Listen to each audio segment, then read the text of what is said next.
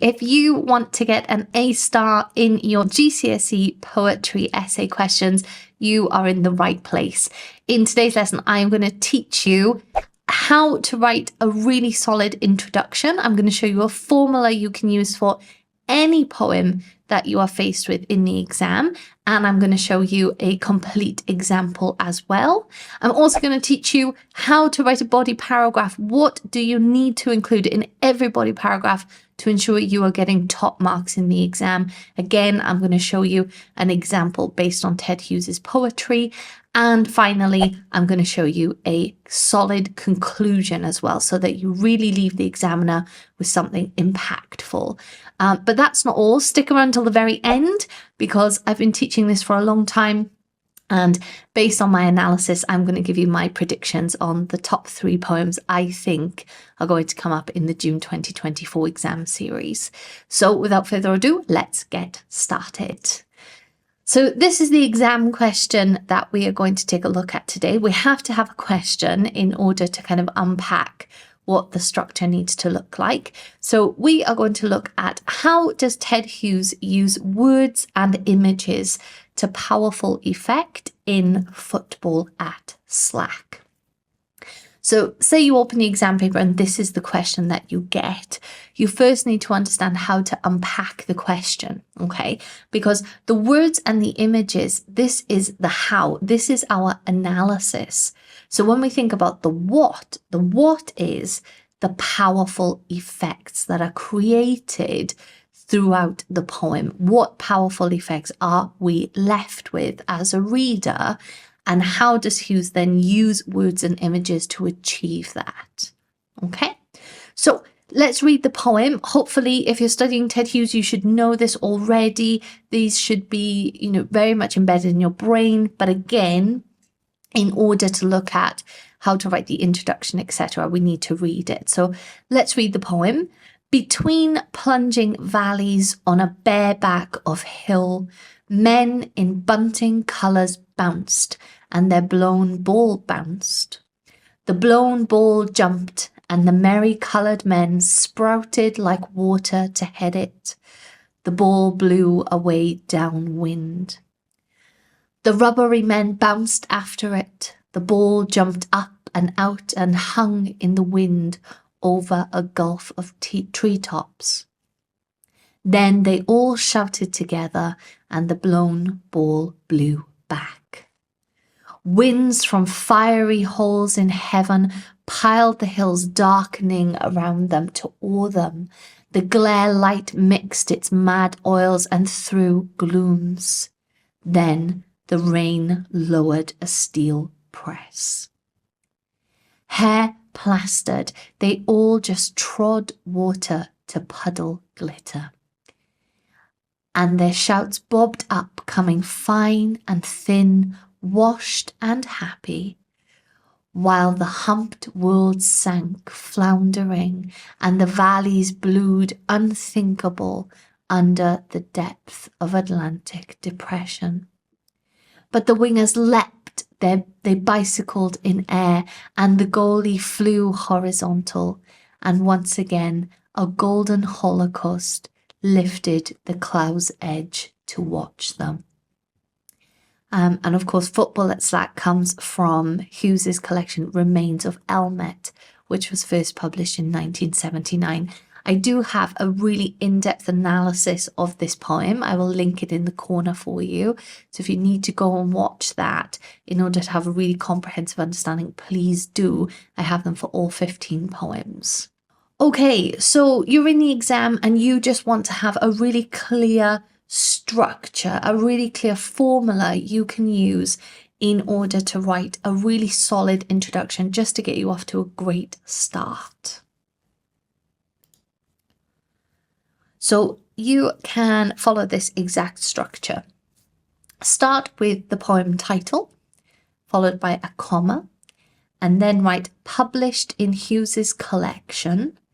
And after that, you want to name the collection and write the word in and the year of publication. As I said, I'm going to show you an example in just a minute, but you can use this for any poem, absolutely any poem.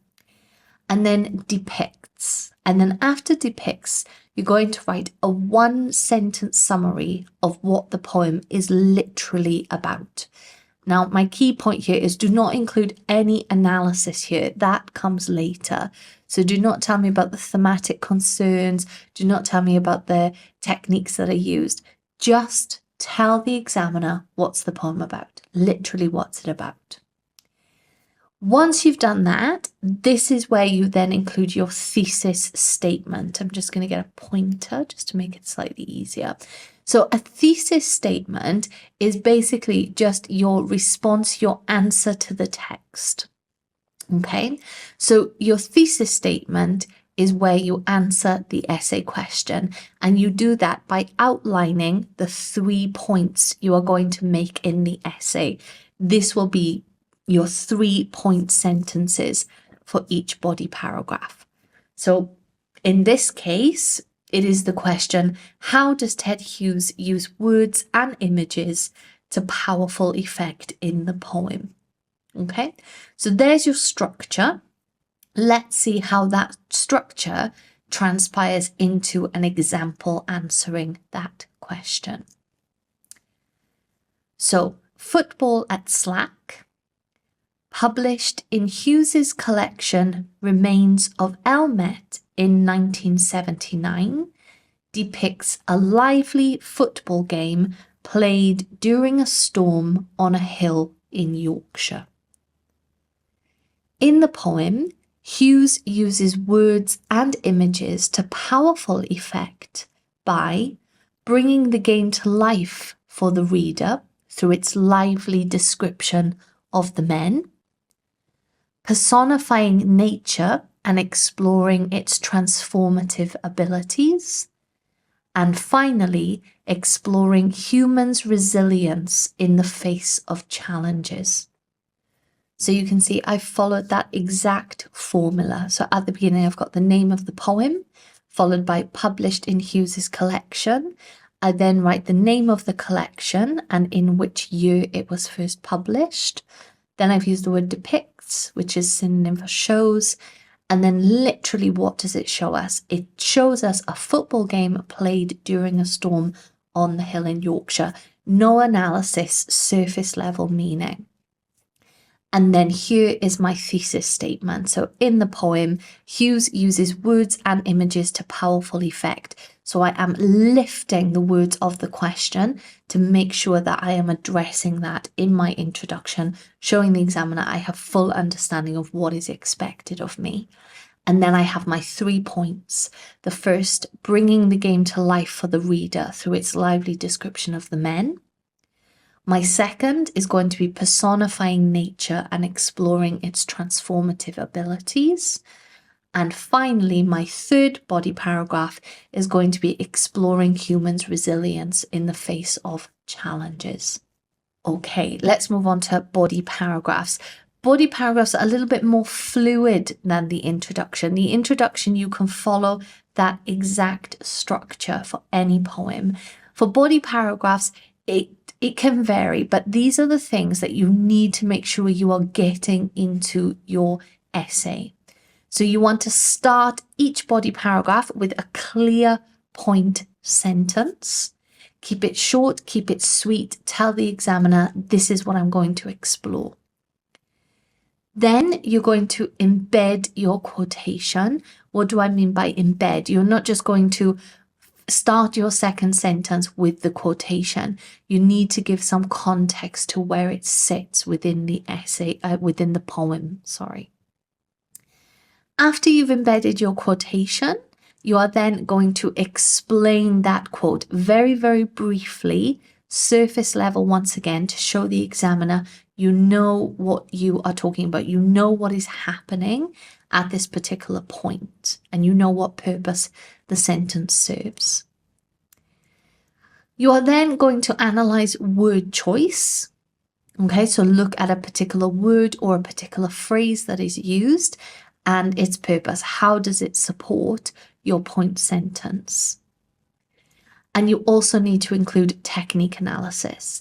Now, again, the reason why I've said that you that this one isn't as prescriptive is that you can change these around. You can do technique first and then word choice. What's important is that you include all of these points within your paragraph. Not quite done yet. You also need to consider the effect on the reader. And this is where you can also, or alternatively, link to context where relevant.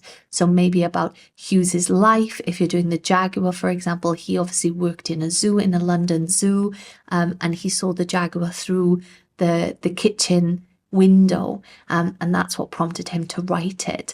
Football at Slack, as we've said, is an autobiographical piece of Hughes standing on the hill, which is called Slack. That's the name of the hill of the village in Yorkshire where he watched this football match. And finally, either form, meter, or rhyme. You need to include one in each body paragraph. Okay, this is absolutely key for the A star, that you make sure form, meter, and rhyme make an appearance in your essay. So let's just briefly recall what was our first point in our introduction. So our first point was by bringing the game to life for the reader through its lively description of the men. So how does he use words and images to powerful effect? It is by bringing the game to life through the description of the men. Okay, so always do them in order. Okay, so the examiner isn't getting confused. They don't need to go back to your introduction. Keep everything tight, organized. You just want them to be giving you the ticks. Okay.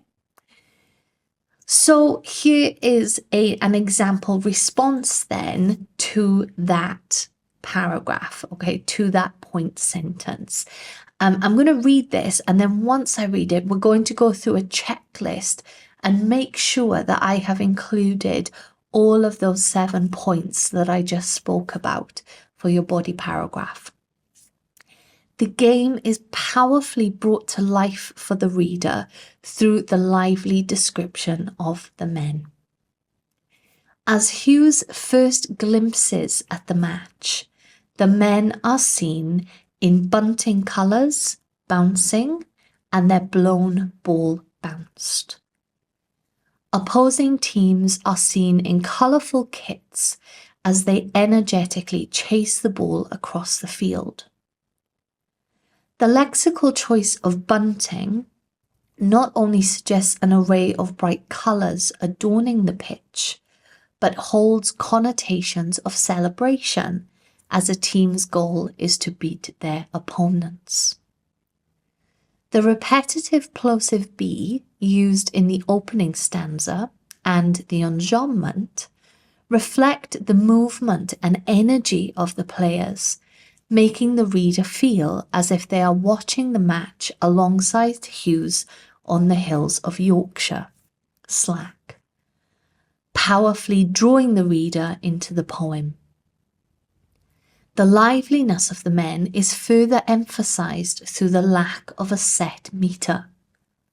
Meter creates predictability in poetry, and thus the choice to forego such structure allows Hughes to emphasize the brisk and unpredictable movements during the match as it unfolds. Okay, so that's my paragraph written in response to my point sentence that the game is powerfully brought to life for the reader through the lively description of the men. And then I go on to think about the words and images that have been created that depict that.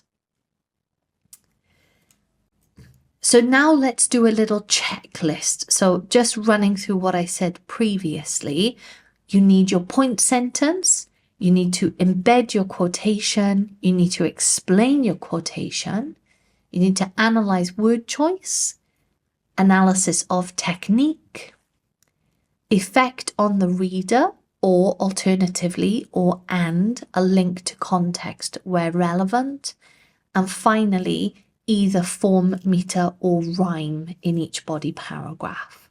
Okay, so let's run through and check that we've got everything.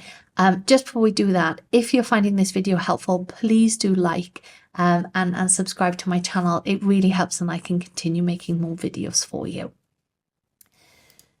So, do I have a point sentence? Yes, the point sentence is the same as in my introduction. So I'm showing a clear link and thought progression throughout the essay. The game is powerfully brought to life for the reader through the lively description of the men.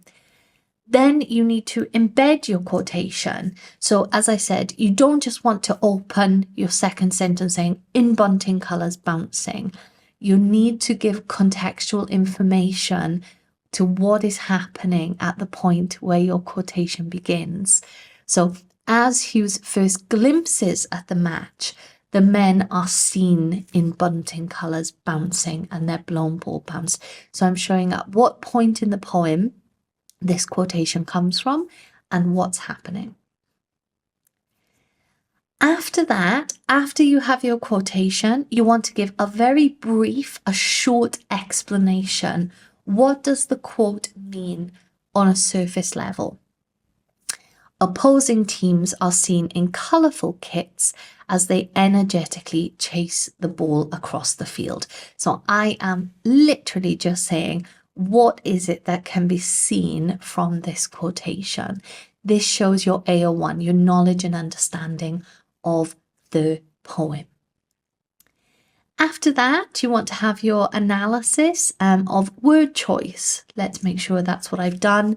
So I've highlighted this in light blue and I've put the lexical choice. So here I'm just using a synonym for word, so lexical. So you can use these different words throughout your paragraphs to show differentiation, even though you're talking about the same technique, word choice. The lexical choice of bunting not only suggests an array of bright colours adorning the pitch, but holds connotations of celebration as a team's goal is to beat their opponents.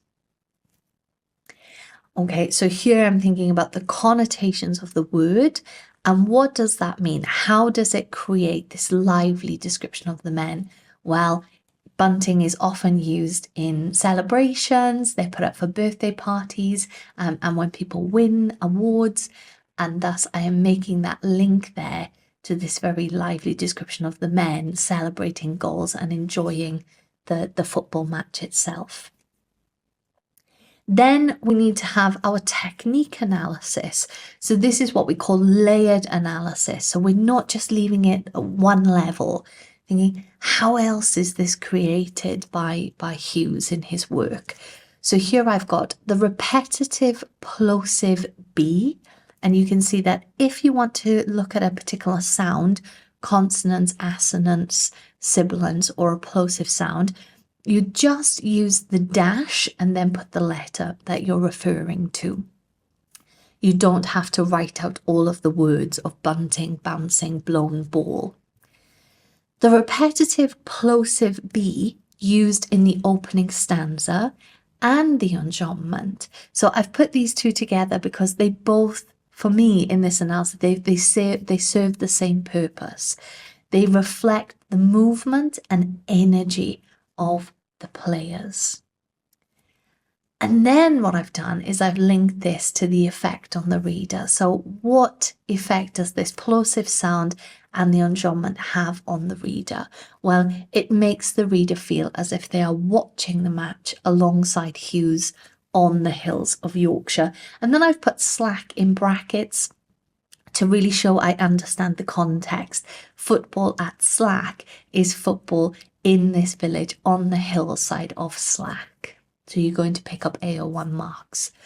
Powerfully, so I'm bringing that word back in because the question is about its powerful effect.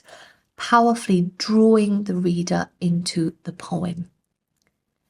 And then finally, you must include either form, meter, or rhyme analysis. So this will change based on your point sentence, based on the context you want to look at. So I've decided to look at meter. Now, the reason I haven't looked at form, for example, is because in my introduction, I have said that I'm going to look at the power of nature, its transformative abilities. I will better explore form there. Like the stanza, the longest stanza is where we see this kind of crescendo of the storm appear, whilst the men are playing. So I've decided to look at meter. The liveliness of the men is further emphasized through the lack of a set meter. So even if there's no set meter used, that serves a purpose. We have to analyze it.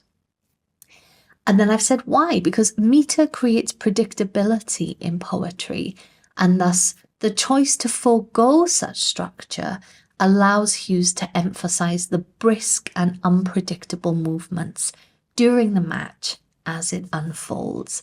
So all of this linking back to this lively description of the men and of the match itself. So that is how to structure a perfect body paragraph. I'm just going to stop you there. I'm not going to go through all 3 body paragraphs in this video, otherwise I will be talking for probably more than 40 minutes. But I do have a full model answer to this particular question on my test page. The link is in the description. So if you do want to see all 3 body paragraphs, do click on the link and visit my test page. But I am going to show you how to write a conclusion paragraph for the same question. Okay, so many people, they get to the end of the exam, you're rushing, you're panicking, oh gosh, I've got to just get something down. And most people just tell me, in conclusion, Hughes uses words and images to powerful effect by da, da, da, da, da, and they just list their thesis statement again. That is not enough. You want to leave the examiner with something that makes you memorable, something that stands out. You can still pick up marks in your conclusion.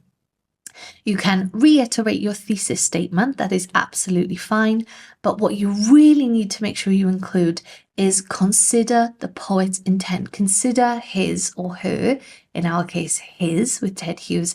What's his wider message? Why did he write Football at Slack? Why? So here's my example.